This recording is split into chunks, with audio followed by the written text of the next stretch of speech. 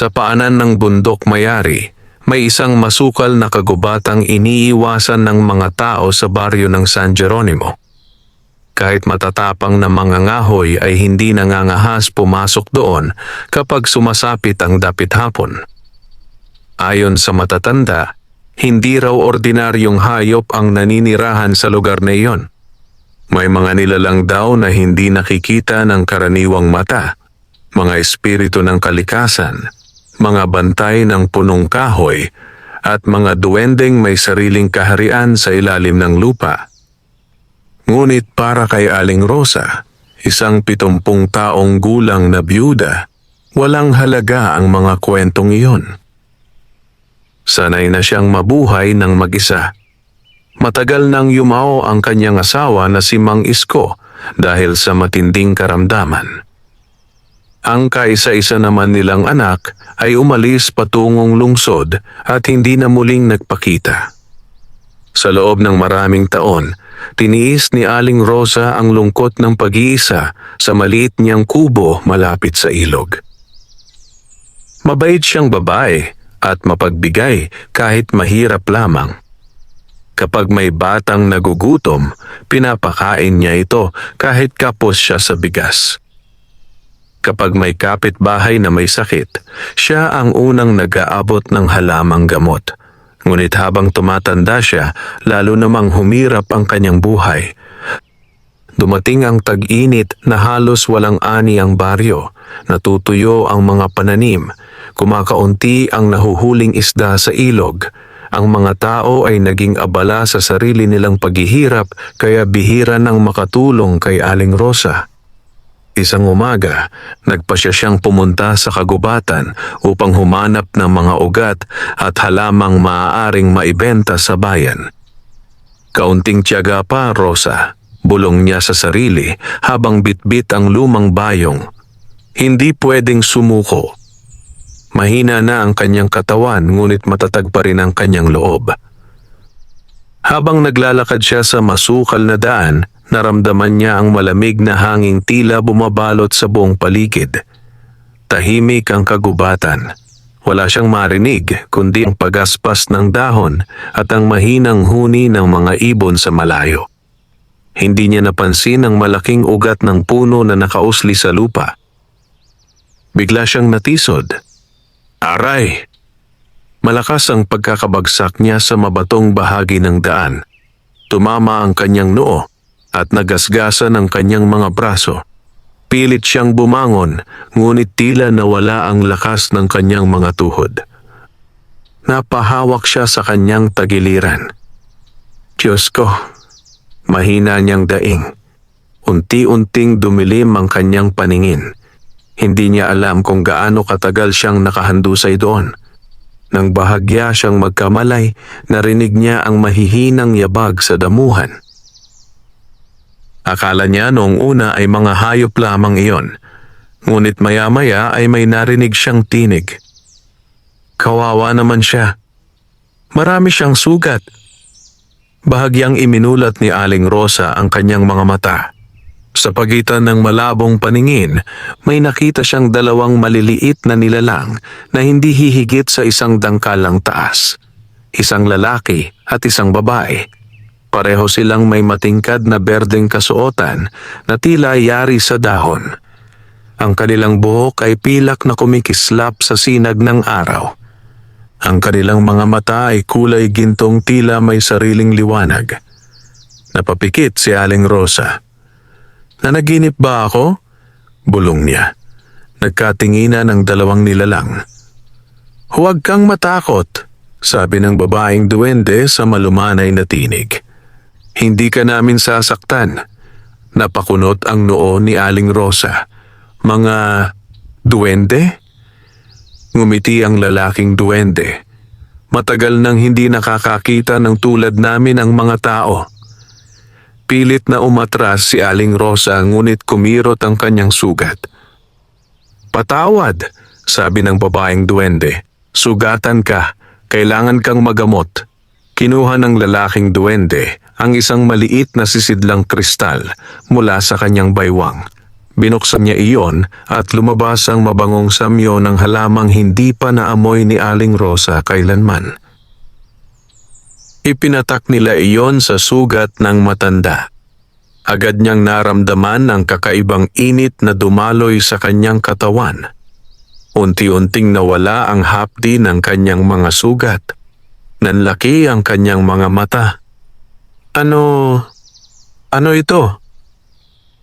Gamot mula sa aming kaharian, sagot ng babaeng duwende. Hindi mo kailangang matakot. Sa unang pagkakataon matapos ang maraming taon, may nakitang kabaitan si Aling Rosa mula sa mga nilalang na hindi niya inaasahang umiiral. Tinitigan niya ang dalawa. Bakit ninyo ako tinutulungan? Sandaling natahimik ang mag-asawang duwende. Pagkaraan ay nagsalita ang lalaking duwende, dahil mabuti ang iyong puso. Nagulat si Aling Rosa. Hindi ninyo ako kilala. Kilala ka ng kagubatan, sagot nito. Naririnig ng mga puno ang kabutihan mo. Nakikita ng hangin ang mga pagtulong mo sa iba kahit ikaw mismo ay naghihirap.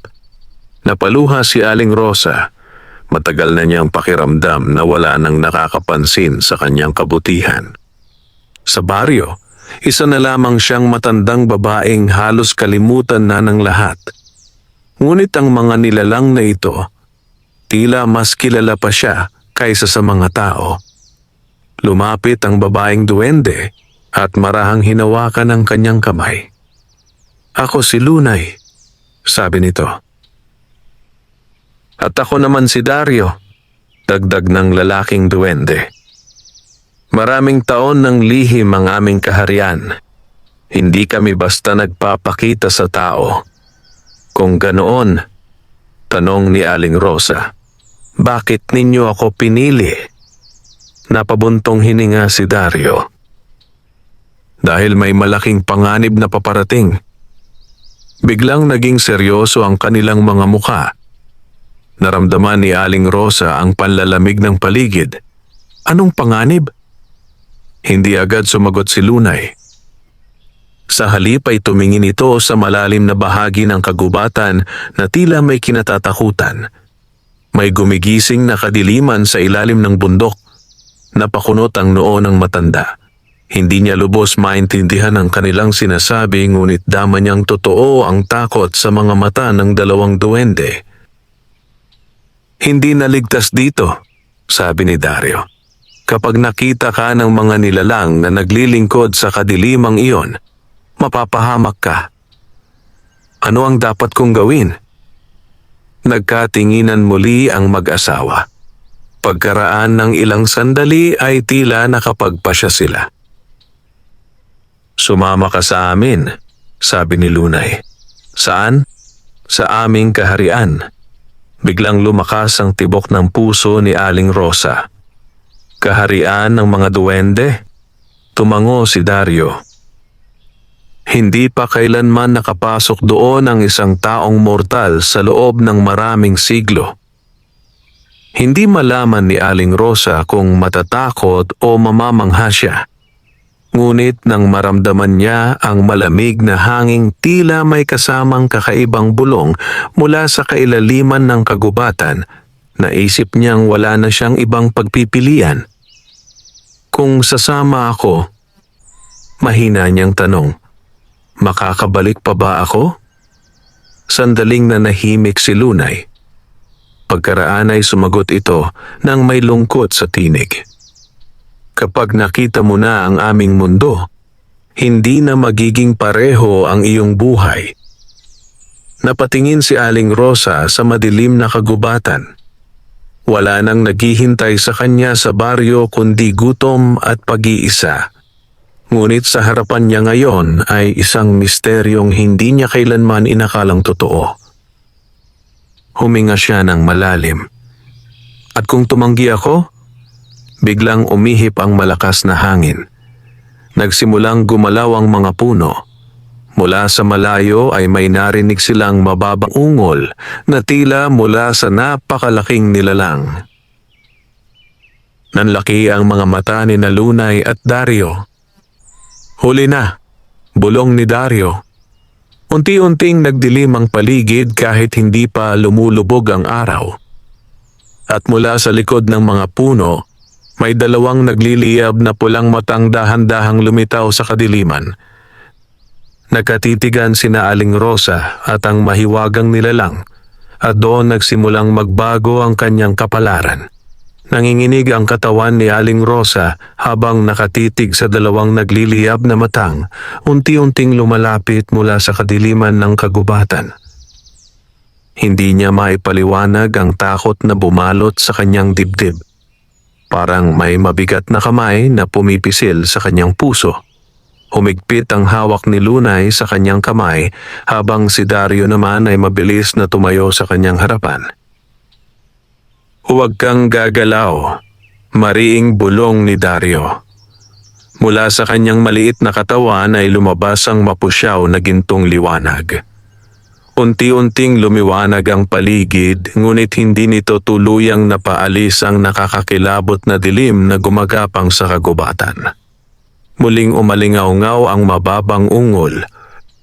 Kasunod nito ang malalakas na yabag na tila may dambuhalang nilalang na dumaraan sa pagitan ng mga puno. Napapikit si Aling Rosa. "Diyos ko, ano ba yon?" Hindi sumagot sina Lunay at Dario. Sa halip ay naging mas matindi ang kanilang pag-aalala. Maya-maya ay lumitaw ang nilalang mula sa makapal na hamog. Isa itong napakalaking hayop na kahawig ng mabangis na baboy ramo, ngunit ang balat nito ay maitim na tila sinunog na kahoy. May mahahabang sungay ito sa ulo at mapupulang mata na tila nag-aapoy sa galit. May maitim na usok ding lumalabas sa bibig nito sa bawat paghinga. Napahigpit ang kapit ni Aling Rosa sa kanyang damit. "Hindi iyan ordinaryong hayop," bulong niya. "Isa iyang bantay ng kadiliman," sagot ni Lunay, "at naamoy nito ang presensya ng tao." Umungol ng malakas ang halimaw bago mabilis na sumugod. "Takbo!"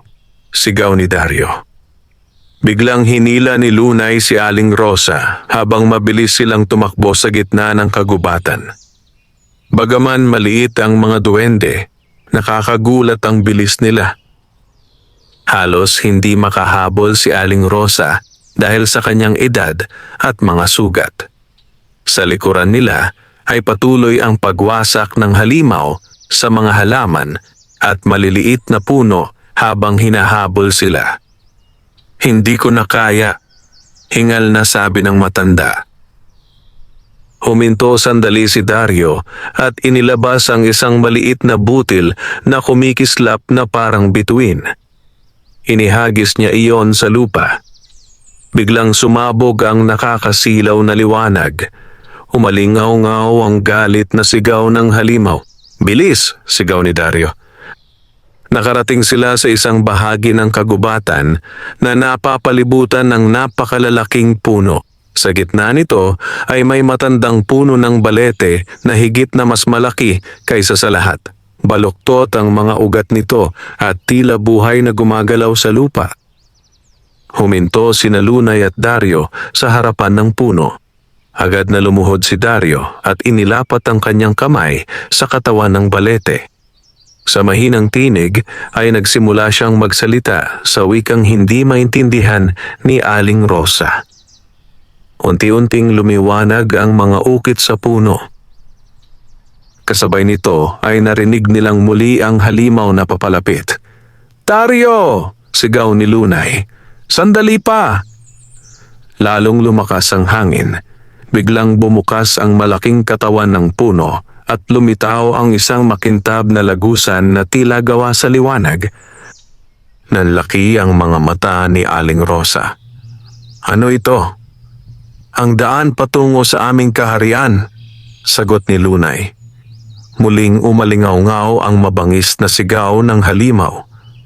Mula sa dilim ay muli nilang nakita ang nagbabagang mga mata nito. "Pasok!" sigaw ni Dario. Walang nagawa si Aling Rosa kundi sumunod. Pagkapasok nila sa lagusan Agad na nagsara ang puno. Biglang nawala ang ingay ng kagubatan. Napahawak si Aling Rosa sa kanyang dibdib habang nakatingin sa paligid. Pakiramdam niya ay lumulutang siya sa hangin. Napapalibutan sila ng makukulay na ilaw na parang mga bituin. May mga halamang kumikislap sa gilid ng lagusan at may maririnig na mahiwagang musika mula sa malayo. Hindi niya alam kung gaano sila katagal naglakbay sa mahiwagang daanang iyon. Hanggang sa unti-unting lumiwanag ang dulo ng lagusan. Nang makalabas sila, halos mawalan ng hininga si Aling Rosa sa kanyang nakita. Sa harapan niya ay isang napakalawak na kaharian sa ilalim ng lupa, ngunit hindi iyon madilim. Ang kisame ng napakalaking kuweba ay punong-puno ng kristal na nagliliwanag na parang mga bituin sa gabi. May mga ilog na kulay asul na kumikislap habang dumadaloy sa pagitan ng maliliit na bahay na yari sa kahoy at halamang bato. May mga tulay na gawa sa ugat ng puno. May mga bulaklak na kasing laki ng tao. At sa gitna ng kaharian ay isang napakalaking palasyong yari sa pilak at kristal. Napanganga si Aling Rosa. "Napakaganda," ngumiti si Lunay. Maligayang pagdating sa kaharian ng Lunaria. Unti-unting naglabasan ang iba pang duwende mula sa mga bahay. May matatanda, bata at mandirigmang may dalang maliliit na sibat na kumikislap. Ngunit nang makita nila si Aling Rosa, biglang nagbago ang kanilang mga mukha. Ang iba ay nagtaka, ang iba ay natakot. At bakit may taong kasama? Narinig niyang bulong ng isa. "Bawal ang tao rito. Mapapahamak tayo." Napayuko si Aling Rosa. Naramdaman niyang hindi siya tanggap. Ngunit agad na humarap si Dario sa mga tao. Siya ang pinili ng kagubatan, malakas niyang sabi. Biglang natahimik ang lahat. Nagkatinginan ng mga duwende. Maging si Aling Rosa ay nagtaka sa kanyang sinabi. "Ano ang ibig mong sabihin?" tanong niya. Hindi agad sumagot si Dario. Sa halip ay tumingin siya sa malayong palasyo sa gitna ng kaharian. "May dahilan kung bakit ka dinala rito." Bago pa makapagsalita si Aling Rosa, biglang tumunog ang malalim na kampana sa buong kaharian. 1 beses, 2 beses, 3 beses. Biglang nagkagulo ang mga duwende. Ang konseho. Tinatawag ang lahat. May masamang nangyari. Mabilis na dumating ang ilang armadong bantay. Lumapit sila kina Dario at Lunay bago seryosong nagsalita ang isa. "Ipinapatawag kayo ng Reyna." Naramdaman ni Aling Rosa ang muling pagbigat ng kanyang dibdib. "Reyna?" bulong niya. Tumango si Lunay. "Ang pinuno ng aming kaharian. Galit ba siya dahil nandito ako?" Nagkatinginan ng mag-asawang duwende, ngunit bago pa sila makasagot, muling tumunog ang kampana. Kasabay nito ay biglang namatay ang ilang kristal na nagbibigay liwanag sa kaharian. Unti-unting kumalat ang kakaibang dilim sa malayong bahagi ng Lunaria. At mula roon ay may narinig silang nakakakilabot na sigaw. Nagmistulang nagyelo ang buong kaharian matapos marinig ang nakakakilabot na sigaw mula sa madilim na bahagi ng Lunaria. Nagsimulang magtakbuhan ang ilang batang duwende habang ang mga mandirigma naman ay mabilis na humawak sa kanilang mga sandata. Unti-unting namatay ang liwanag ng ilang kristal sa kisame ng kuweba. Para bang may kung anong puwersang sumisipsip sa kanilang ningning. "Hindi ito maganda," bulong ni Lunay. Napansin ni Aling Rosa ang takot sa mukha ng mga duwende. Hindi ordinaryong pangyayari ang nasasaksihan niya. Lumapit ang isang bantay kay Dario. "Kailangan na kayong makarating sa palasyo," sabi nito. Naghihintay ang reyna. Tumango si Dario. Pagkatapos ay hinarap niya si Aling Rosa. Sumama ka sa amin. Mas ligtas ka roon. Ligtas? Mahinang tanong ng matanda habang nakatingin sa lumalawak na kadiliman sa malayo. Ano ba talaga ang nangyayari rito? Hindi agad sumagot si Dario. Malalaman mo rin, sabi lamang nito. Nagsimula silang maglakad patungo sa gitna ng kaharian. Habang papalapit sila sa palasyo, lalo namang namamangha si Aling Rosa. Ang mga daanan ay yari sa makinis na batong kumikislap na tila pilak. Ang mga halaman sa paligid ay naglalabas ng maliliit na ilaw na parang alitap-tap. May mga mumunting ibong may pakpak na kristal na lumilipad sa hangin. Ngunit kahit napakaganda ng lunarya, dama niya ang takot na bumabalot sa mga mamamayan nito. May mga duwendeng nagdarasal sa gilid ng daan. May mga ina na niyayakap ang kanilang mga anak. May mga mandirigmang nagmamadaling maghanda para sa kung anumang panganib ang paparating. Huminto si Aling Rosa. Bakit pakiramdam ko parang may malaking trahedyang darating? Napatingin si Lunay sa malayong bahagi ng kaharian. Dahil iyon ang totoo. Hindi na nakapagtanong pa si Aling Rosa. Pagdating nila sa palasyo, agad siyang namangha sa laki nito. Ang matataas na haligi ay yari sa puting kristal na may mga ukit ng puno, buwan at bituin. Ang malalawak na hagdan ay tila gawa sa salamin. Sa tuktok ng malaking pintuan ay may simbolo ng buwan na napapalibutan ng mga ugat ng puno. Pagpasok nila sa loob, bumungad ang isang napakalawak na bulwagan. Tahimik ang buong lugar. Sa magkabilang gilid ay nakatayo ang mga bantay na nakasuot ng makinang nabaluti. Sa dulo ng bulwagan ay may mataas na trono na yari sa pilak at bughaw na kristal. At doon nakaupo ang reyna ng lunarya. Napahinto si Aling Rosa. Hindi niya malaman kung tao ba o diwata ang kanyang nakikita. Mahaba ang buhok ng reyna na kulay pilak na tila umaagos na liwanag. Ang kanyang balat ay maputi at tila kumikislap. Nakasuot siya ng mahabang damit na parang hinabing hamog at mga bituin. Ngunit ang higit na nakakuha ng pansin ni Aling Rosa ay ang mga mata nito, malalim, malungkot, at tila maraming lihim na itinatago. Lumuhod sina Dario at Lunay. Mahal na reyna, sabay nilang bati. Napatulala si Aling Rosa bago alanganing yumuko. Tahimik lamang na pinagmasdan sila ng reyna. Pagkaraan ng ilang sandali ay nagsalita ito sa malamig ngunit mahinahong tinig. Kaya pala naramdaman ko ang pagbukas ng sinaunang lagusan. Napatingin ito kay Aling Rosa at may kasama kayong mortal. Napayuko ang matanda. Patawad po kung hindi dapat akong narito. Huwag kang matakot, putol ng reyna. Nagulat si Aling Rosa. Hindi niya inaasahang magiging mahinahon ang pinuno ng mga duwende. Lumapit ng bahagya ang reyna habang hindi inaalis ang tingin sa kanya. Rosa, sabi nito. Nanlaki ang mga mata ng matanda. Pepo, kilala ninyo ako?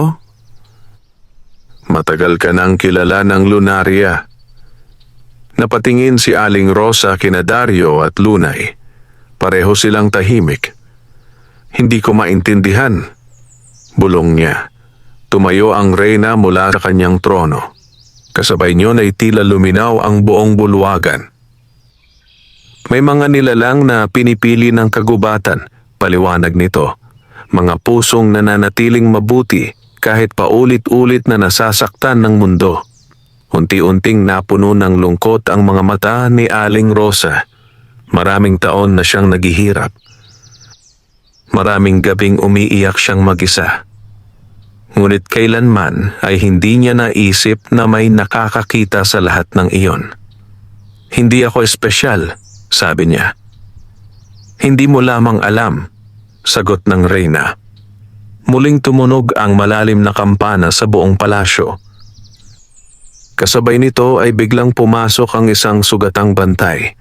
Humihingal ito at may maitim na marka sa kanyang braso. "Mahal na reyna!" sigaw nito. "Nabasag na po ang silangang selyo." Biglang nagkagulo ang mga nasa bulwagan.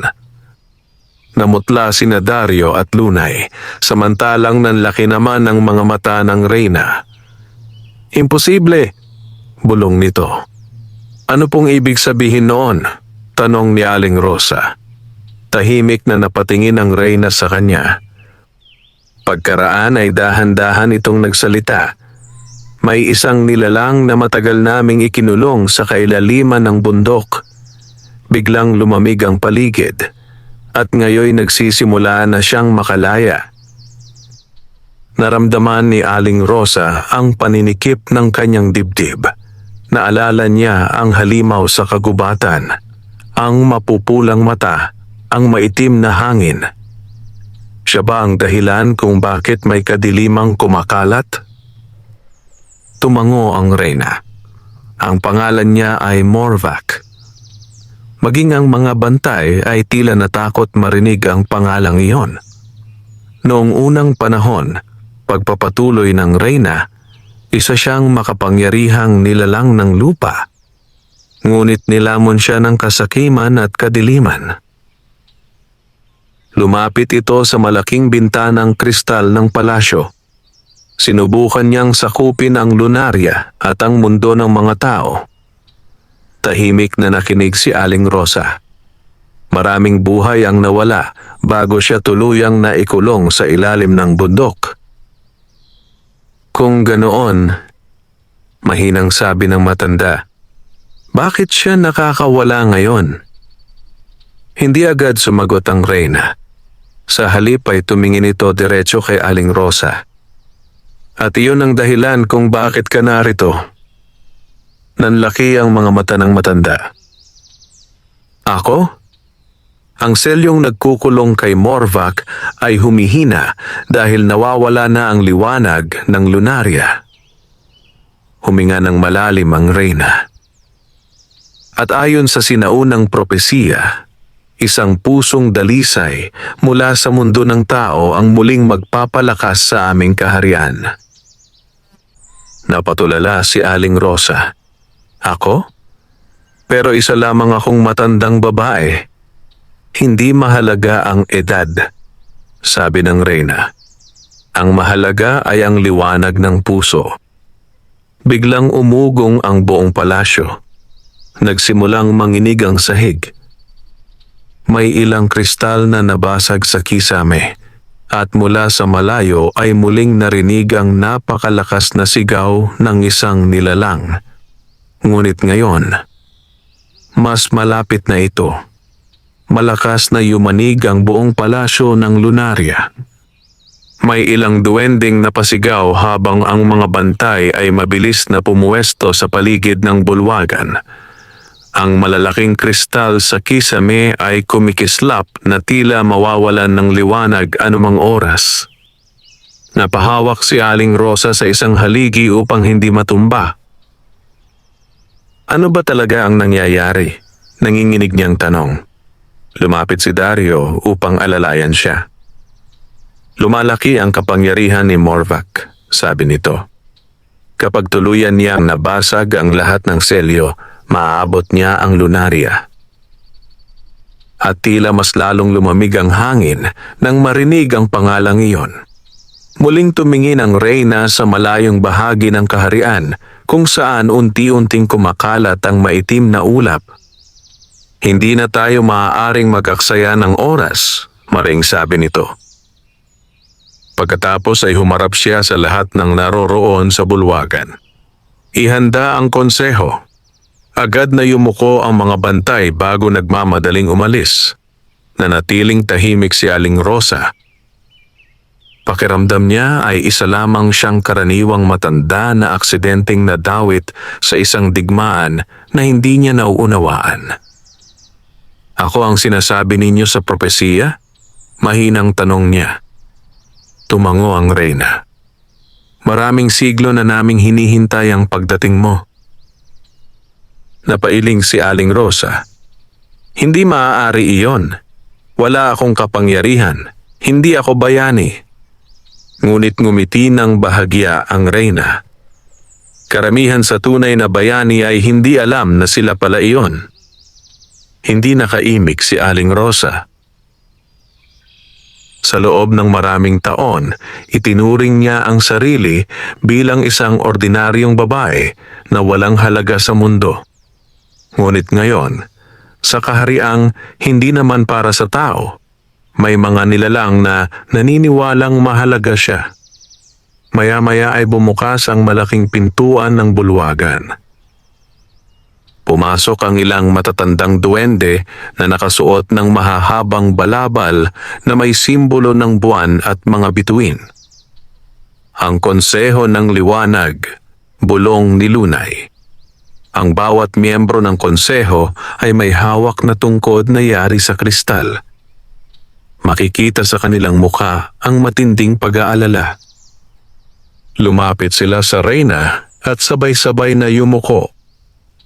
Mahal na reyna, bati ng pinakamatandang duwende na may mahabang puting balbas. Elder Sylvan, tugon ng reyna. Narinig mo na marahil ang nangyayari. Mabilis na kumakalat ang kadiliman, sagot nito. 3 pang selyo ang nababasag. Nagkaroon ng mabigat na katahimikan sa bulwagan. Pagkaraan ay napatingin si Elder Sylvan kay Aling Rosa at biglang nagbago ang ekspresyon nito. Siya na ba? Tahimik na tumango ang reyna. Murmur ng pagkabigla ang kumalat sa konseho. Isang tao? Sabi ng isa. Napakatanda na niya. Paano niya ililigtas ang lunarya? Narinig iyon ni Aling Rosa. Unti-unting yumuko ang kanyang ulo. Alam niyang tama sila. Isa lamang siyang matandang mahina na hirap ng maglakad ng malayo. Paano siya magiging pag-asa ng isang buong kaharian? Ngunit bago pa siya lamunin ng pagdududa, nagsalita muli ang reyna. Hindi ang lakas ng katawan ang kailangan ng lunarya. Tumahimik ang lahat. Ang kailangan natin ay pusong hindi nadungisan ng kasakiman. Napatingin muli ang lahat kay Aling Rosa. Dahan-dahang lumapit si Elder Sylvan sa kanya. Tinitigan siya nito na tila sinusuri ang kanyang pagkatao. Maraming taon ka nang nasaktan, sabi nito. Nagulat si Aling Rosa. Ngunit hindi ka natutong magalit sa mundo. Unti-unting namasa ang kanyang mga mata. Marami ng taong dumaan sa buhay ko. Mahina niyang sabi. May nang abandona, may nangapi, may mga panahong halos mawalan na ako ng pag-asa. Naging tahimik ang buong bulwagan. Pero ayokong maging masama dahil lang nasaktan ako. Napayuko ang ilang miyembro ng konseho at sa unang pagkakataon may ilan sa kanilang tumingin kay Aling Rosa ng may paggalang. Biglang umihip ang malamig na hangin sa loob ng palasyo. Kasabay niyon ay nagsimulang lumiwanag ang simbolo ng buwan sa gitna ng bulwagan. Nanlaki ang mga mata ng konseho. Ang sagradong liwanag, bulong ni Elder Sylvan. Unti-unting umangat mula sa sahig ang isang maliit na kristal na kulay bughaw. Dahan-dahan itong lumutang papunta kay Aling Rosa. Natigilan ng matanda. Ano ito? Ang kristal ng lunarya, sagot ng reyna. Huminto ang kristal sa harapan ni Aling Rosa. At nang marahan niya itong mahawakan, biglang kumalat ang nakakasilaw na liwanag sa buong bulwagan. Napapikit ang lahat. Naramdaman ni Aling Rosa ang kakaibang init na dumadaloy sa kanyang katawan. Parang may mga alaala at tinig na bumubulong sa kanyang isipan. Nakakita siya ng malawak na kagubatan, isang bundok na nababalot ng dilim, at isang dambuhalang nilalang na may nagliliyab na mga mata. Pagkatapos ay may narinig siyang mahinang tinig. Hanapin ang puso ng liwanag. Biglang nawala ang pangitain. Napahawak si Aling Rosa sa kanyang dibdib habang humihingal. Unti-unting naglaho ang liwanag. Tahimik ang buong bulwagan. Lahat ay nakatingin sa kanya. "Ano ang nakita mo?" tanong ng Reyna. May bundok," nanginginig niyang sabi. "At isang tinig." Lumapit si Elder Silvan. "Ano ang sinabi?" Huminga ng malalim si Aling Rosa. "Hanapin daw ang puso ng liwanag." Biglang nagkatinginan ng konseho. May ilan sa kanilang namutla. "Imposible," bulong ng isa. "Akala natin alamat lamang iyon." Napakunot ang noo ni Aling Rosa. "Ano ba ang puso ng liwanag?" Tahimik na napabuntong hininga ang Reyna. "Isang sinaunang kapangyarihan," sagot nito.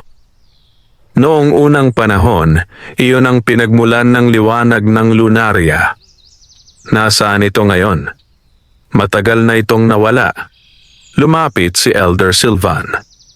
"At ayon sa alamat, tanging ang pinili lamang ang maaaring makahanap nito." Napatingin silang lahat kay Aling Rosa. Muling bumigat ang kanyang pakiramdam. "Ako na naman?" "Kapag nahanap natin ang puso ng liwanag," sabi ng Reyna, "maaari nating mapigilan si Morvac." Tahimik na napaupo si Aling Rosa. Hindi niya alam kung matatakot siya o maiiyak. Kanina lamang ay isa siyang matandang naghahanap ng halamang gamot sa kagubatan. Ngayon, nakasalalay sa kanya ang kapalaran ng isang mahiwagang kaharian. Ngunit bago pa siya makapagsalita, biglang bumukas ng malakas ang pintuan ng bulwagan. Isang sugatang mandirigma ang mabilis na pumasok. Duguan ang kanyang baluti at nanginginig ang katawan nito. "Mahal na Reyna," sigaw nito. "Nasira na po ang hilagang tarangkahan." Nanlaki ang mga mata ng lahat. At may kasama si Morvac." Naging tahimik ang buong bulwagan. "Ano?" Mahinang tanong ng Reyna. Huminga ng mabigat ang mandirigma. "May tao po siyang bihag." Mistulang tumigil ang oras sa loob ng bulwagan matapos marinig ang sinabi ng sugatang mandirigma. May tao siyang bihag. Nanlaki ang mga mata ni Aling Rosa. "Taong bihag?" bulong niya. "May iba pang tao rito?" Hingal na napaluhod ang mandirigma habang tumutulo ang dugo mula sa kanyang sugatang balikat. "Opo, mahal na Reyna," sagot nito. "Isang lalaki, matanda na rin po." Napakunot ang noo ng Reyna. Paano nakapasok ang isang mortal sa teritoryo ni Morvac? "Hindi po namin alam. Bigla na lamang siyang nakita ng mga bantay sa hilagang kuweba." Unti-unting bumigat ang muka ni Elder Silvan. Masamang senyales ito. Tahimik na nakinig si Aling Rosa ngunit hindi maalis ang kaba sa kanyang dibdib. Hindi niya maintindihan kung bakit tila may kakaibang pakiramdam na bumabalot sa kanya matapos marinig ang tungkol sa lalaking bihag. Parang may bahagi ng kanyang puso na biglang naging magulo. Lumapit ang Reyna sa sugatang mandirigma. "Nakita mo ba ang muka ng lalaki?" "Opo." "At sino siya?" Nag-atubili ang mandirigma. Pagkaraan ay mabigat itong sumagot. Tinatawag po siya ni Morvac na tagapagbukas. Biglang nagkagulo ang konseho. "Imposible. Hindi maaari." Napahawak si Elder Silvan sa kanyang tungkod habang namumutla. Samantalang si Aling Rosa ay lalo lamang naguluhan. Ano pong ibig sabihin noon? Tanong niya. Tahimik ang Reyna, ngunit makikita sa kanyang mukha ang matinding pag-aalala.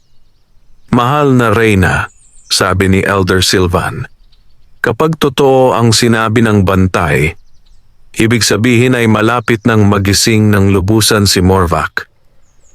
Naramdaman ni Aling Rosa ang panlalamig ng kanyang mga kamay. Ano bang ginagawa ng tagapagbukas? Unti-unting tumingin sa kanya ang Reyna. Noong unang panahon, mabigat nitong paliwanag. Ang kulungan ni Morvac ay isinara gamit ang sinaunang kapangyarihan ng mga duwende at tao. Tahimik ang buong bulwagan, ngunit ayon sa propesiya, may isang mortal na magbubukas muli sa daan palabas ng kadiliman. Parang biglang bumigat ang hangin. Hindi, mahinang bulong ni Aling Rosa. Kapag tuluyang nabuksan ang huling selyo, pagpapatuloy ng Reyna, makakalaya si Morvac. Napaupo si Aling Rosa sa pinakamalapit na upuan. Pakiramdam niya ay hindi niya kayang tanggapin ang lahat ng nangyayari. Isang kaharian ng duwende, isang sinaunang halimaw. At ngayon ay isa pang taong nadamay sa kanilang digmaan. Biglang may naalala si Aling Rosa. Sandali, napatingin sa kanya ang lahat. Sinabi ninyong matandang lalaki siya? Tumango ang mandirigma. May puti po siyang buhok at may pilat sa kanang pisngi. Biglang nanlaki ang mga mata ni Aling Rosa. Parang tumigil ang kanyang paghinga.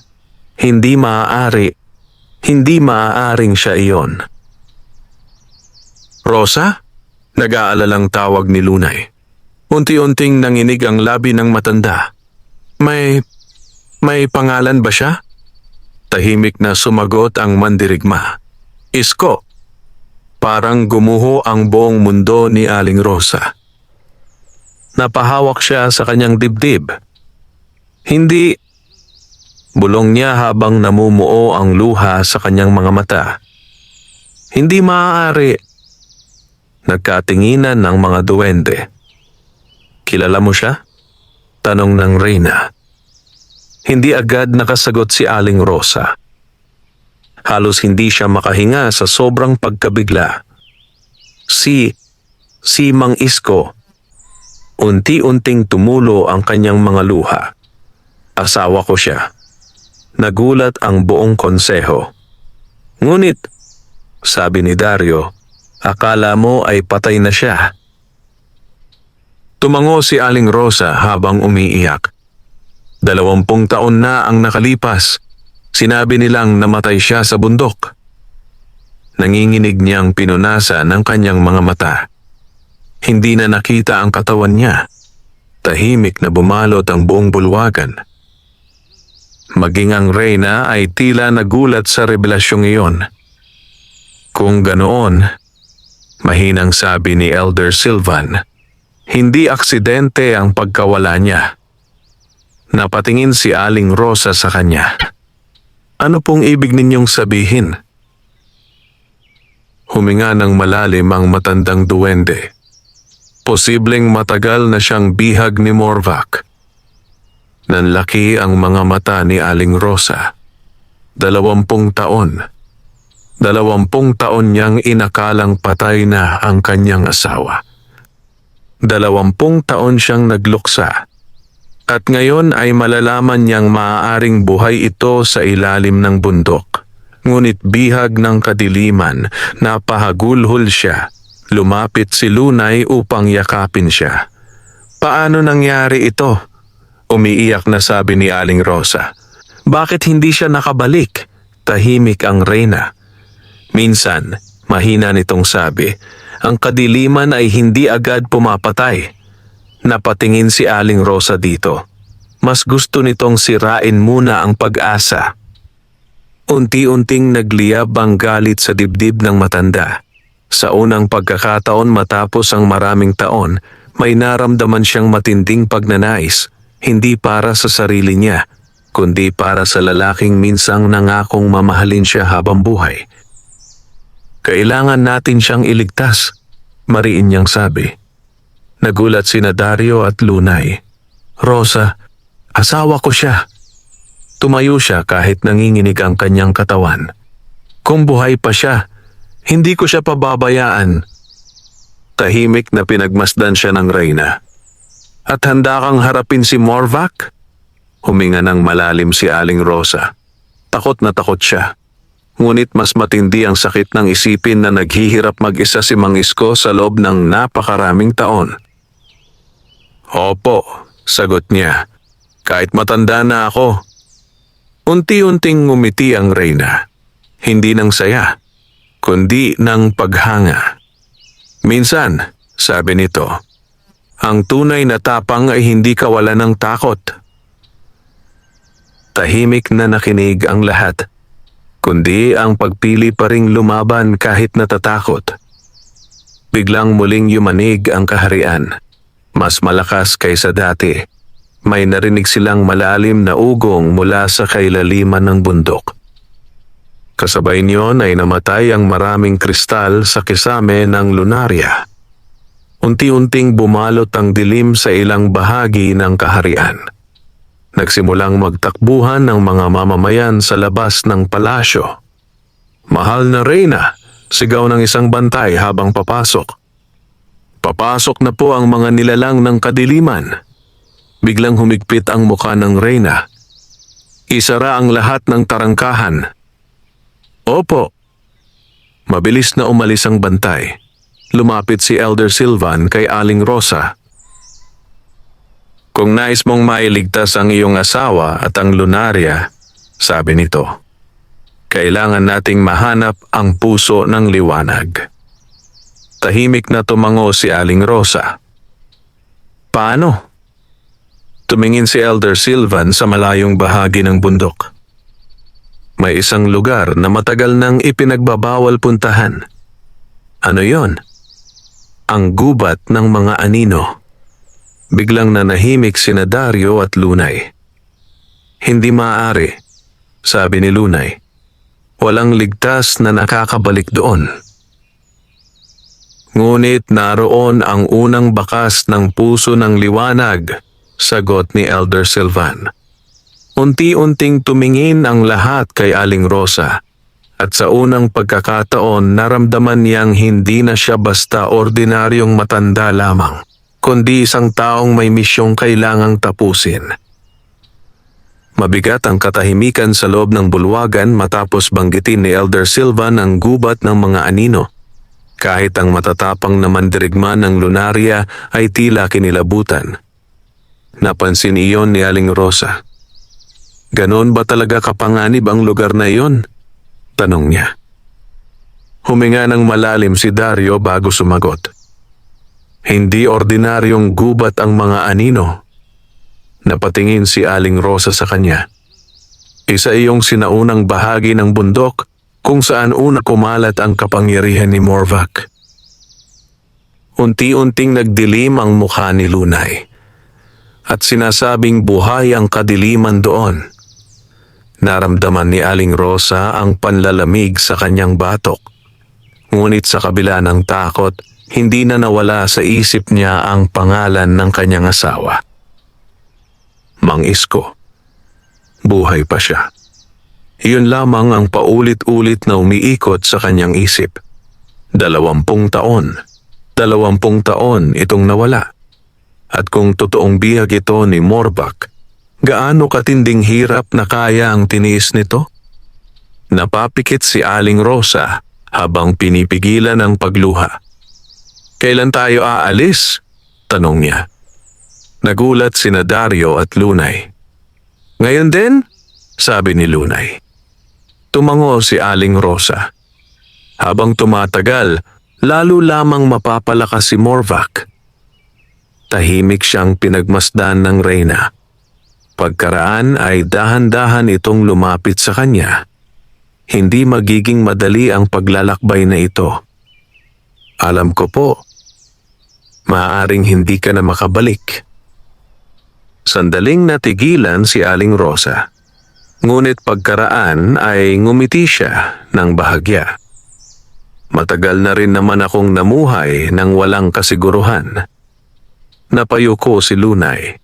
Samantalang si Dario ay tila mas lalong humanga sa matanda. Nagbigay ng utos ang reyna. Ihanda ang 3 bantay ng liwanag. Opo, mahal na reyna. Mabilis na umalis ang ilang mandirigma. Lumapit si Elder Silvan kay Aling Rosa at iniabot ang isang maliit na kwintas na may bughaw na kristal. Isuot mo ito. Maingat na tinanggap iyon ni Aling Rosa. Ano po ito? Bahagi ng liwanag ng lunarya, sagot ng matandang duwende. Poprotektahan ka nito laban sa mga anino. Pagkasabit niya ng kwintas sa kanyang leeg, agad niyang naramdaman ang banayad na init na tila yumakap sa kanyang puso. Makalipas ang ilang sandali ay dumating ang 3 mandirigma. Ang una ay isang matangkad na lalaking duwende na may pilat sa kaliwang mata. Ako si Garon, sabi nito habang yumuyuko ng bahagya. Ang pangalawa ay isang babaeng mandirigma na may mahabang buhok na kulay bughaw at matalim na tingin. Selene. At ang huli ay isang batang duwending lalaki na halos kasing taas lamang ni Dario ngunit may dalang pana sa likod. Tarin po. Tahimik na pinagmasdan sila ni Aling Rosa. Mukhang bihasa ang mga ito sa labanan. Ngunit bakas pa rin sa kanilang mukha ang pag-aalala. Lumapit ang reyna sa grupo. Kayo ang maghahatid kay Rosa sa gubat ng mga anino. Tumango silang lahat. At tandaan ninyo, dagdag ng reyna, kapag bumagsak si Rosa, babagsak din ang pag-asa ng lunarya. Naging seryoso ang mukha ng mga mandirigma. Handa na po kami. Makalipas ang ilang sandali, iniwan nila ang palasyo. Habang naglalakad sila palabas ng lunarya, napansin ni Aling Rosa ang mga mamamayang tahimik na nakatingin sa kanila. May takot, may pag-asa, may pagdududa, ngunit may ilan ding yumuyuko sa kanya bilang paggalang.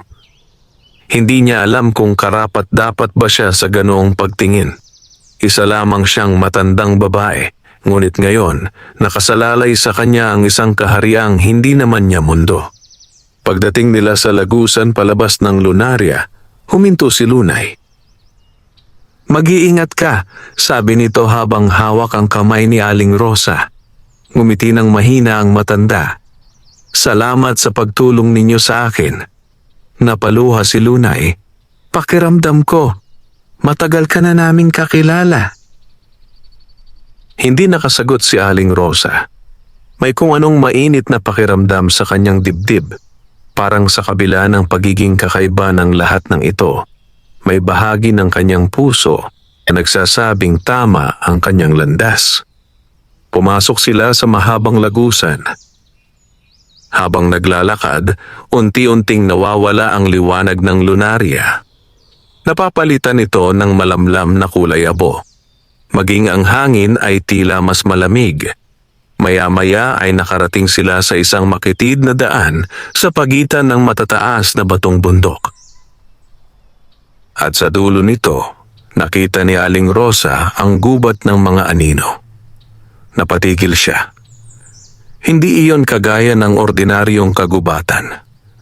Ang mga puno ay itim na tila sinunog. Ang mga dahon ay kulay abo at halos walang buhay.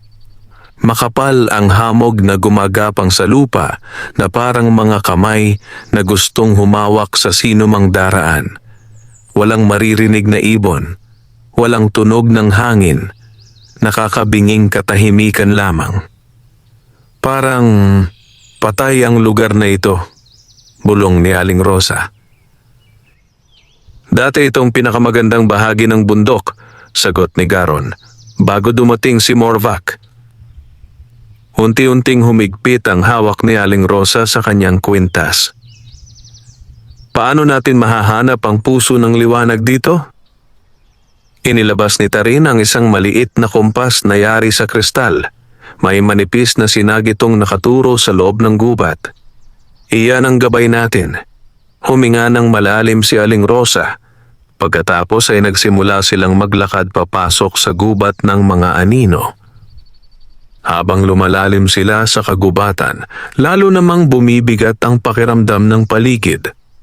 May mga pagkakataong parang may mga matang nakatingin mula sa likod ng mga puno. Minsan naman ay may maririnig silang mahinang bulong kahit walang tao. Napansin niyon ni Aling Rosa. May naririnig ba kayong nagsasalita? Tumigil si Garon. Tahimik silang nakinig. Ngunit wala silang narinig. Ano pong sinasabi? Tanong ni Celine. Napakunot ang noo ni Aling Rosa. Hindi ko maintindihan. Parang umiiyak. Biglang lumamig ang hangin. Kasabay niyon ay nagsimulang gumalaw ang mga anino sa paligid nila. Napatigil ang grupo. Humanda kayo. Maring sabi ni Garon habang inilalabas ang kanyang espada. Unti-unting humugis ang mga anino. At mula sa pagitan ng mga puno ay lumabas ang tatlong nilalang na puro kadiliman ang katawan. Pulang-pula ang kanilang mga mata. At sa kanilang mga bibig ay may matutulis na pangil. Napalunok si Aling Rosa. Ano sila? Mga kumakain ng liwanag. Sagot ni Celine. Biglang ngumisi ang isa sa mga nilalang at sa nakakakilabot na tinig nagsalita ito. Ibigay ninyo ang babaeng tao. Napatigil si Aling Rosa habang nakatitig sa mga nilalang na unti-unting lumalabas mula sa kadiliman ng gubat. Hindi sila ganap na tao, hindi rin hayop. Ang kanilang mga katawan ay tila gawa sa usok at anino, ngunit malinaw ang kanilang mapupulang mata at matutulis na pangil. May malamig na hanging sumabay sa kanilang paglitaw. Ibigay ninyo ang babaeng tao. Parang mula sa ilalim ng lupa ang kanilang tinig. Humakbang si Garon sa harapan ni Aling Rosa habang nakahawak sa kanyang espada. Manatili ka sa likod namin. Agad ding naghanda sina Celine at Tarin. Hinugot ni Celine ang dalawang maiikling punyal na kumikislap sa kulay bughaw na liwanag habang si Tarin naman ay mabilis na naglagay ng palaso sa kanyang pana. Tahimik na nanginginig si Aling Rosa. Hindi siya mandirigma, hindi siya sanay sa laban, ngunit alam niyang hindi na siya maaaring umatras. Unti-unting ngumisi ang isa sa mga nilalang. Amoy? Liwanag? Kasabay niyon ay mabilis silang sumugod. Ngayon, sigaw ni Garon. Mabilis na pinana ni Tarin ang unang nilalang. Tumama ang palaso sa dibdib nito at biglang kumalat ang bughaw na liwanag. Napasigaw ang nilalang habang unti-unti itong naglalaho na parang abo sa hangin. Ngunit ang dalawa pa ay patuloy na sumugod. Mabilis na umiwas si Celine at sinaksak ang isa sa mga nilalang sa tagiliran. Ngunit imbes na dugo, maitim na usok ang lumabas mula rito. Biglang hinawakan ng nilalang ang braso ni Celine. Napangiwi siya. Malamig! Celine! Sigaw ni Tarin. Mabilis na sumugod si Garon at malakas na hinampas ang halimaw gamit ang espada. Napaatras ang nilalang, ngunit ang isa pa ay diretsong tumalon patungo kay Aling Rosa. Napahiyaw siya. Hindi siya agad nakagalaw sa takot. Nanlaki ang kanyang mga mata habang papalapit ang matutulis nitong pangil. Ngunit bago pa siya maabot, biglang lumiwanag ang kwintas sa kanyang leeg. Sumabog ang matinding bughaw na liwanag. Napasigaw ang nilalang at tila nasunog ang katawan nito. Mabilis itong umatras habang nanginginig. Hindi maaari. Sumisitsit nitong sabi. Ang marka ng liwanag. Nagulat si Garon at Selene. Maging si Aling Rosa ay natigilan. Ako ba ang gumawa noon? Biglang nagsimulang umikot ang liwanag mula sa kanyang kwintas. Kasabay niyon ay may mga imahe siyang nakita sa kanyang isip. Isang malaking puno, isang gintong ilaw, at isang batang babae na umiiyak sa gitna ng kagubatan. Napahawak siya sa kanyang ulo. Ano ito? Rosa, tawag ni Selene. Biglang naglaho ang mga pangitain, ngunit bago pa makalapit muli ang mga nilalang. Mabilis na pinakawalan ni Tarin ang isa pang palaso. Tumama iyon sa ulo ng huling halimaw. Unti-unti itong naglaho sa hangin. Muling bumalik ang katahimikan sa gubat. Ngunit mabigat pa rin ang hangin sa paligid. Humihingal na lumapit si Celine kay Aling Rosa. Ayos ka lang ba? Tahimik na tumango ang matanda, ngunit nanginginig pa rin ang kanyang mga kamay. May nakita ako. Bulong niya. Napakunot ang noo ni Garon. Ano pong nakita ninyo? Isang puno at isang batang babae. Nagkatinginan ang tatlong mandirigma. Posibleng ipinapakita sa iyo ng puso ng liwanag ang daan, sabi ni Tarin. Ngunit bakit? Tanong ni Aling Rosa. Bago pa sila makasagot, biglang nagsimulang umugong ang lupa. Napatigil silang lahat. Kasabay niyon ay may narinig silang mahinang iyak mula sa malalim na bahagi ng gubat. Isang batang umiiyak. Nanlamig ang pakiramdam ni Aling Rosa. Iyon, sabi niya. Iyan ang narinig ko kanina. Mabilis na humigpit ang mukha ni Garon. Huwag tayong lalapit. Nagulat si Aling Rosa. Bakit? Dahil walang batang nabubuhay sa gubat ng mga anino. Muling narinig ang iyak. Mas malinaw na ngayon, parang punong-puno ng lungkot. Napahawak si Aling Rosa sa kanyang dibdib. Pero parang humihingi siya ng tulong. Bitag iyon. Seryosong sabi ni Celine. Ginagamit ng mga anino ang boses ng inosente para maakit ang kanilang biktima. Tahimik si Aling Rosa. Ngunit habang tumatagal, lalo niyang nararamdaman ang kakaibang paghila sa kanya ng tinig. Parang may nagsasabing kailangan niyang puntahan iyon. Biglang lumiwanag muli ang kanyang kwintas. Unti-unting umikot ang bughaw na liwanag sa direksyon ng iyak. Napansin iyon ni Tarin. Hindi ito nagkataon, sabi nito. Napabuntong hininga si Garon.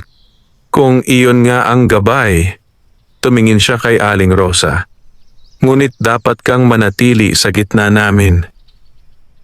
Tahimik na tumango ang matanda. Muli silang naglakad.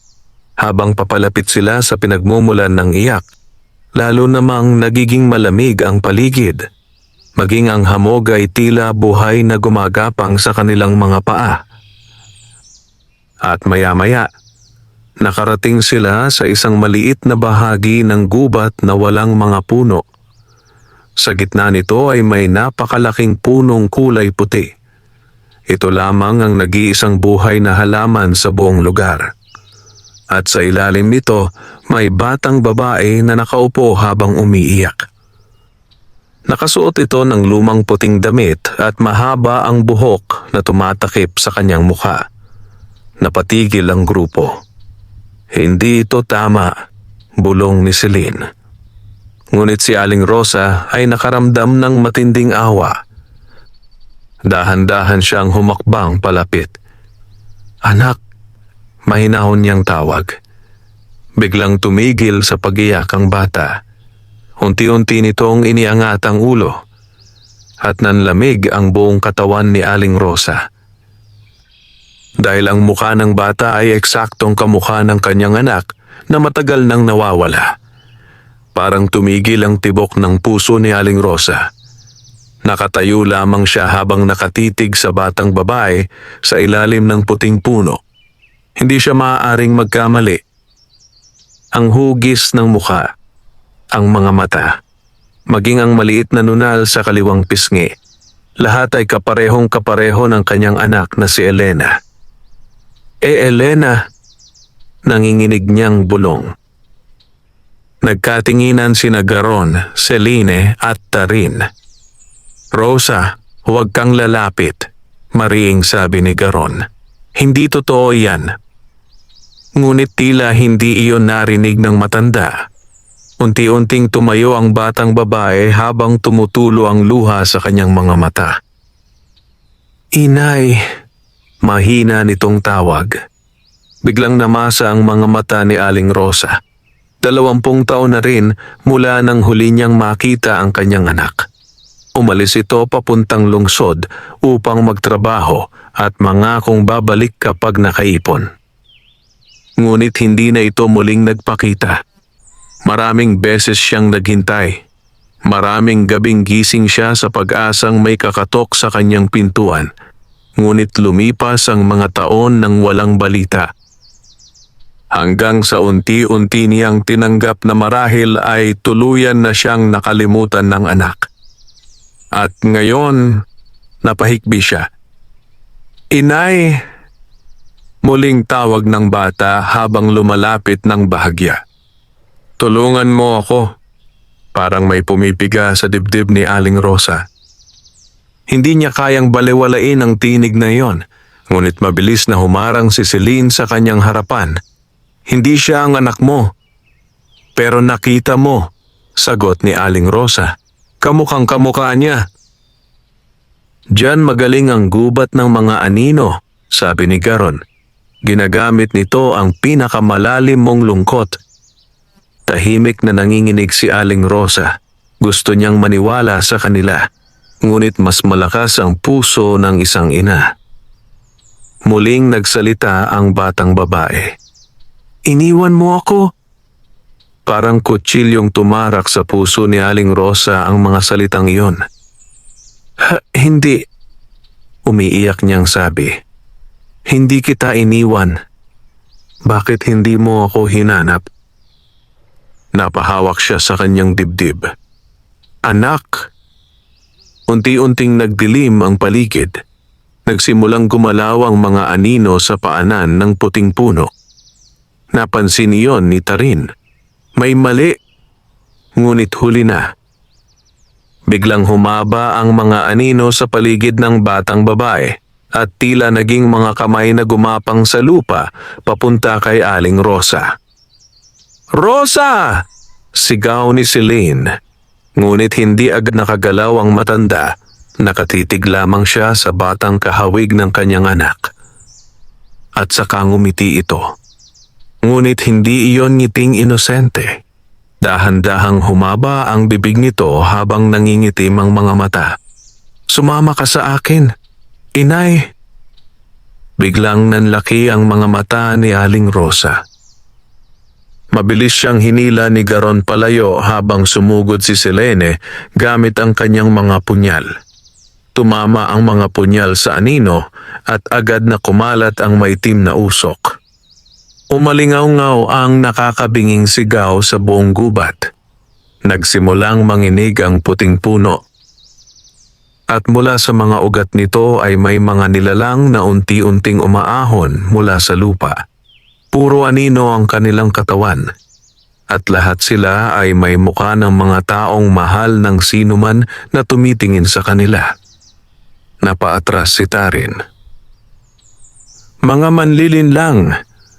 Mabilis siyang nagpaputok ng palaso. Isa-isang tinamaan ng mga nilalang, ngunit patuloy pa rin silang dumarami. Humigpit ang hawak ni Garon sa espada. Kailangan nating umalis dito. Ngunit hindi makagalaw si Aling Rosa. Nakatitig pa rin siya sa batang kahawig ni Elena. Unti-unti itong lumalapit. At habang papalapit, nagiging mas kahawig nito ang totoong anak niya. Inay, umiiyak nitong sabi. Ang tagal kitang hinintay. Napapikit si Aling Rosa. May bahagi ng kanyang puso na gustong yakapin ito. Kahit alam niyang hindi ito totoo. Kahit alam niyang isa lamang itong panlilinlang. Dahil minsan, ang pinakamahirap labanan ay hindi halimaw kundi ang sariling lungkot. Biglang uminit ang kwintas sa kanyang leeg. Muling lumiwanag ang bughaw na kristal. Kasabay niyon ay may narinig siyang mahinang tinig sa kanyang isipan. Ang tunay na liwanag ay nakikita ang katotohanan. Biglang namulat si Aling Rosa at sa unang pagkakataon, hindi na niya nakita ang mukha ni Elena, kundi isang nilalang na puro anino at may mapupulang mata. Napahinga siya na malalim habang tumutulo ang kanyang luha. "Hindi ikaw ang anak ko." Biglang sumigaw ang nilalang sa galit. Mabilis itong sumugod. Ngunit bago pa ito makalapit, biglang itinapat ni Aling Rosa ang kanyang kwintas. Sumabog ang matinding bughaw na liwanag. Napahiyaw ang lahat ng nilalang na anino. Unti-unti silang naglaho na parang abo sa hangin. Maging ang malaking puting puno ay nagsimulang mabiyak. Nyanig ng malakas na ugong ang buong paligid. "Rosa!" sigaw ni Celine. "Lumayo ka!" Ngunit bago pa siya makahakbang, may nahulog na makinang na bagay mula sa loob ng nabiyak na puno. Isang maliit na gintong dahon na kumikislap sa kakaibang liwanag. Unti-unting lumutang iyon papunta kay Aling Rosa. "Ano iyon?" bulong ni Tarin. Maingat na hinawakan ni Aling Rosa ang gintong dahon. At sa sandaling mahawakan niya ito, may nakita siyang bagong pangitain. Isang kuweba sa ilalim ng bundok. Isang lalaking nakagapos sa mga kadena ng kadiliman. At ang mukha nito si Mang Isko, nanginginig at sugatan. Unti-unti nitong iminulat ang mga mata, parang nakikita siya. "Rosa," mahina nitong bulong. Napaluha si Aling Rosa. Ngunit bago pa siya makapagsalita, may isang napakalalim na boses na umalingaw-ngaw sa kanyang isipan. "Malapit ka na." Biglang nagdilim ang pangitain at lumitaw ang naglalagablab na mga mata ng isang dambuhalang nilalang. Ngunit hindi mo na siya maililigtas. Biglang nawala ang pangitain. Napahawak si Aling Rosa sa kanyang ulo habang humihingal. "Rosa!" tawag ni Garon. Unti-unti siyang napatingin sa kanila. Ngunit bago pa siya makapagsalita, biglang bumukas ang lupa sa ilalim nila. At isa-isang nahulog ang grupo sa kailaliman ng gubat ng mga anino. Napuno ng sigawan ang buong paligid habang bumubuka ang lupa sa ilalim nila. Mahigpit na napapikit si Aling Rosa habang nararamdaman ang mabilis nilang pagbagsak sa kailaliman. Tanging tunog ng hanging humahampas sa kanilang katawan ang kanyang naririnig. "Rosa!" sigaw ni Celine. Ngunit bago pa tuluyang manaig ang takot, biglang lumiwanag ang kwintas ni Aling Rosa. Isang bughaw na enerhiya ang bumalot sa kanilang apat at sa halip na bumagsak ng malakas, marahan silang lumapag sa malamig na lupa ng isang napakalawak na kuweba. Humihingal na napaupo si Tarin. "Akala ko katapusan na natin." Napahawak naman si Garon sa kanyang espada habang mabilis na sinusuri ang paligid. Tahimik si Selene, samantalang si Aling Rosa ay nakatitig lamang sa kisame ng kuweba kung saan malayong nakikita ang maliit na siwang na kanilang kinahulugan. "Buhay pa tayo," bulong niya. Unti-unting tumayo si Garon. "At mukhang nasa ilalim tayo ng gubat ng mga anino." Malamig ang hangin sa kuweba. Ngunit kakaiba iyon. Hindi tulad ng malamig na simoy ng gabi, kundi malamig na tila may kasamang lungkot at galit. May mga malalaking batong itim sa paligid at manipis na usok na gumagapang sa sahig. Mula sa malayo ay may maririnig na tunog ng umaagos na tubig. Ngunit bukod doon, tahimik ang buong lugar. Napansin ni Aling Rosa ang mga ukit sa dingding ng kuweba, mga simbolo ng buwan, mga puno, at mga nilalang na tila duwende. May nanirahan dito noon, sabi niya. Lumapit si Tarin upang tingnan ang mga ukit. Nanlaki ang kanyang mga mata. Hindi lang basta nanirahan, napatingin ang lahat sa kanya. Ito ang lumang santuwaryo ng Lunaria. Nagulat sina Garon at Celine. Imposible, sabi ni Celine. Akala ko winasak na yon noong digmaan laban kay Morvac. Tahimik na naglakad si Aling Rosa papalapit sa dingding. May isang malaking larawan doon ng isang punong kumikislap sa gitna ng bundok. At sa ilalim nito, may isang babaeng tao na may hawak na liwanag. Napahinto siya. Parang hindi niya natuloy ang sasabihin dahil ang mukha ng babae sa ukit ay kahawig niya. Rosa? Tawag ni Garon. Nanginginig na itinuro niya ang larawan. Tingnan ninyo, lumapit sina Celine at Tarin. Unti-unti ring nagbago ang kanilang mga muka. Hindi maaari, bulong ni Celine. Napatingin si Tarin kay Aling Rosa. Kamukhang kamukha mo siya. Unti-unting bumigat ang pakiramdam ng matanda. Bakit may larawan ko rito? Hindi ikaw yan, sagot ni Garon. Napakatanda na ng ukit na ito. Napahawak si Aling Rosa sa kanyang kwintas. Ngunit habang tinitingnan niya ang babae sa dingding, may kakaibang pakiramdam siyang hindi maipaliwanag. Parang may bahagi ng kanyang puso na matagal nang konektado sa lugar na iyon. Biglang lumiwanag ang gintong dahon na hawak niya. Kasabay niyon ay umilaw ang mga simbolo sa buong kuweba. Umugong ang lupa at dahan-dahang bumukas ang isang lihim na daanan sa likod ng malaking ukit. Napaatras si Tarin. Hindi ito maganda, ngunit si Aling Rosa ay tila may nararamdamang humihila sa kanya. Mula sa loob ng lagusan ay may mainit na liwanag na unti-unting sumisilip. Kailangan nating malaman kung ano iyon, sabi niya. Nagkatinginan ang tatlong mandirigma. Pagkaraan ay tumango si Garon, sabay-sabay tayong kikilos. Mabagal silang naglakad papasok sa lihim na daanan. Habang lumalalim sila, napansin ni Aling Rosa na unti-unting nawawala ang kadiliman. Napapalitan ito ng gintong liwanag at maya-maya nakarating sila sa isang napakalawak na bulwagan sa ilalim ng lupa. Napahinto silang lahat. Sa gitna nito ay may napakalaking punong kulay ginto. Kumikislap ang bawat dahon nito na parang maliliit na bituin. Ang mga ugat nito ay nakabaon sa lupa na tila yumayakap sa buong kuweba.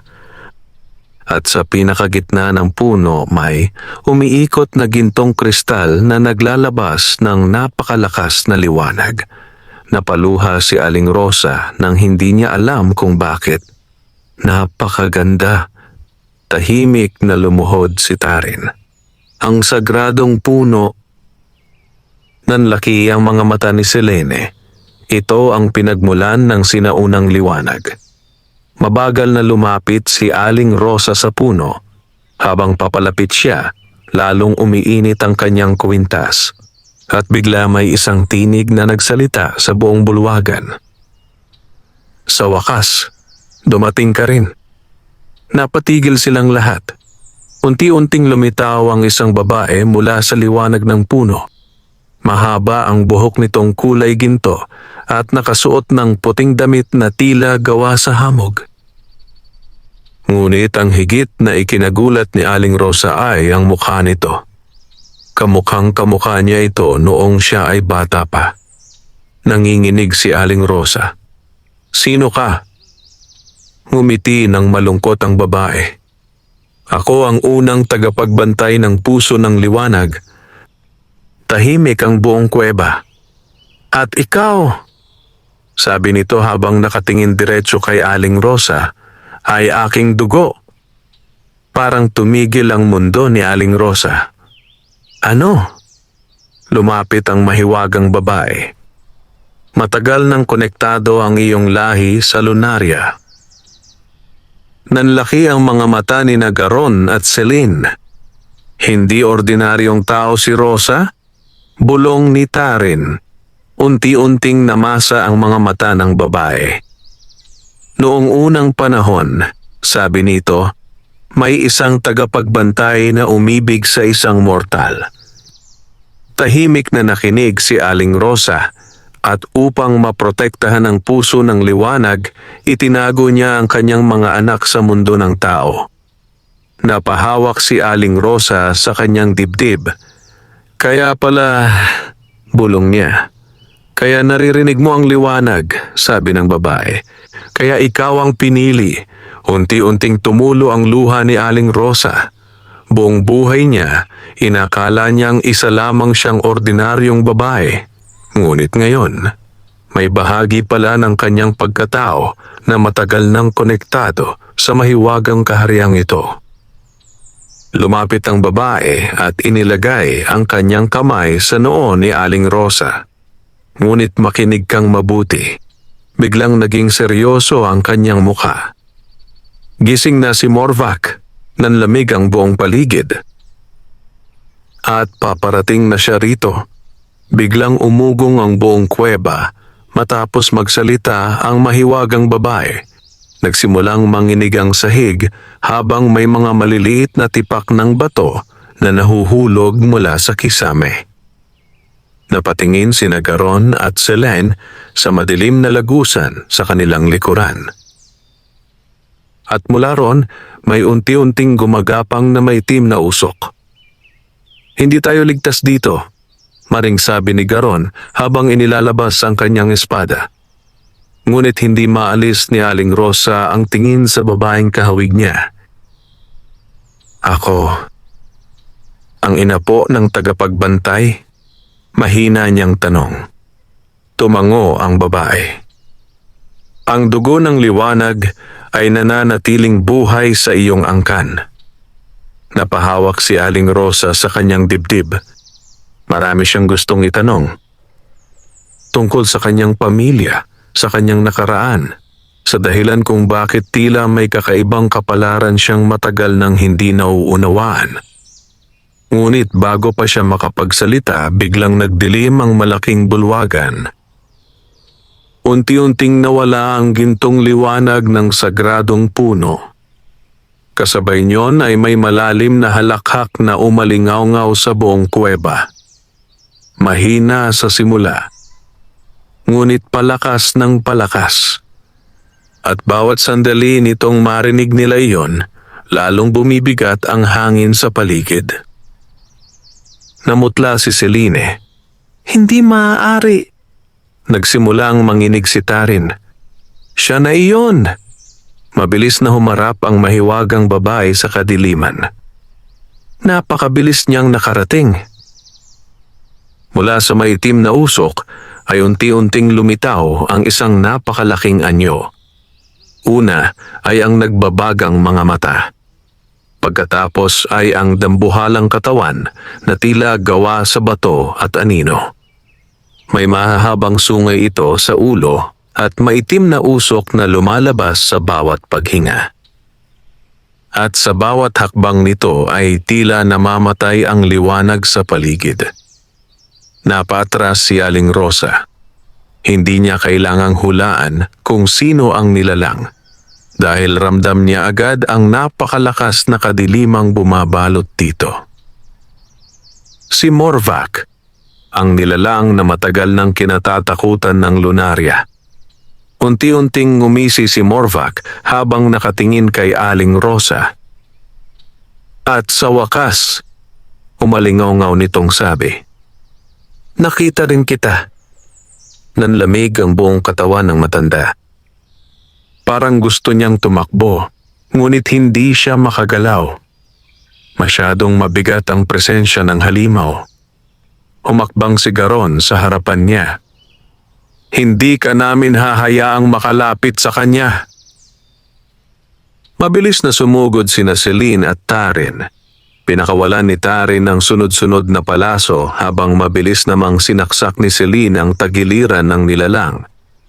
Ngunit pagdikit pa lamang ng kanilang mga sandata sa katawan ni Morvac, bigla silang itinulak ng napakalakas na enerhiya.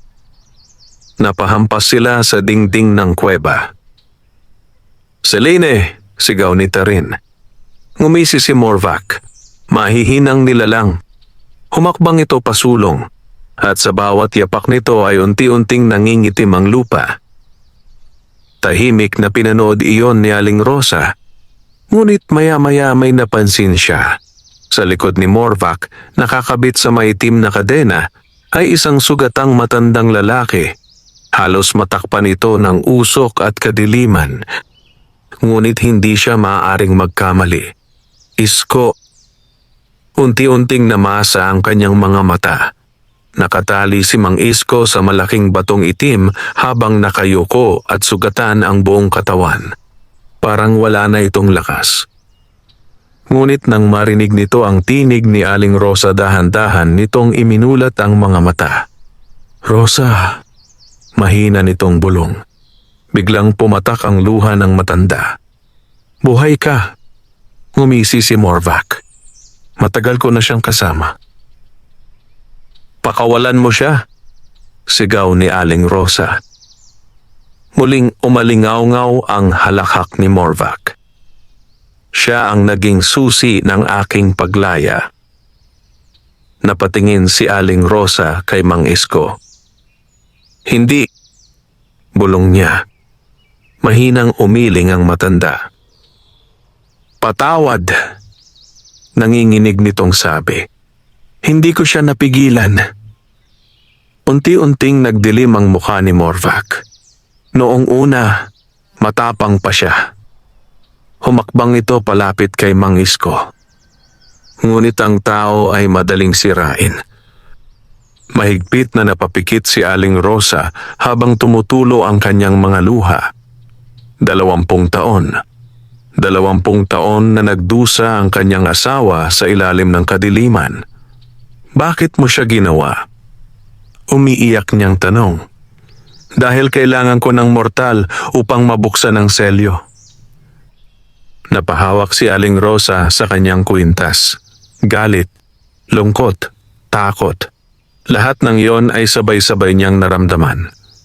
Ngunit sa gitna ng mga emosyon na iyon, may isa pang mas malakas. Pagmamahal. Unti-unti siyang tumayo ng tuwid kahit nanginginig ang kanyang katawan. "At hindi kita hahayaang kunin ang lahat."